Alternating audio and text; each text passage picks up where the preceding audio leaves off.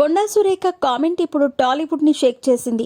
Telangana BRS working president కేటీఆర్పై సంచలన వ్యాఖ్యలు చేసిన విషయం తెలిసిందే.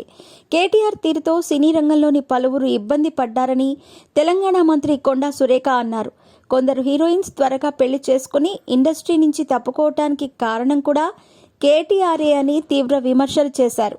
ఆయన మత్తు పదార్థాలకు అలవాటు పడి సినీ పరిశ్రమకు చెందిన కొందరిని వాటికి అలవాటు చేశారని, రేవ్ పార్టీ చేయటంతో పాటు సినీ తారలను ఇబ్బంది పెట్టారని ఆరోపించారు. అలాగే అక్కినేని నాగ చైతన్య, సమంత విడాకులు తీసుకోవటానికి కూడా కేటీఆర్ఏ కారణమని అన్నారు. దీంతో ఒక్కసారిగా టాలీవుడ్ ఉలిక్కిపడింది. సినిమా వాళ్లపై కొండా సురేఖ ఇలాంటి కామెంట్స్ చేయటం కరెక్ట్ కాదు అంటూ పలువురు సినీ ప్రముఖులు అన్నారు. సినిమా వాళ్లను రాజకీయాల్లోకి లాగొద్దు అంటూ చాలా మంది స్పందించారు. సమంత విడాకులపై కొండా సురేఖ చేసిన కామెంట్స్ వైరల్ అవటంతో సమంత కూడా స్పందించింది. నా వ్యక్తిగత జీవితం అంటే అంత చిన్న చూపా? నా విడాకులు సామరస్యంగా జరిగాయి.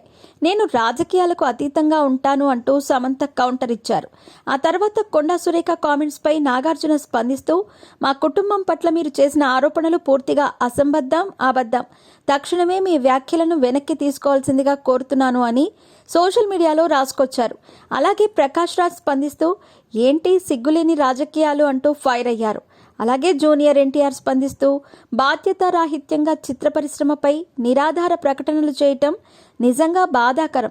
ఇతరులు మాపై ఇలాంటి ఆరోపణలు చేస్తే చూస్తూ కూర్చునేది లేదు.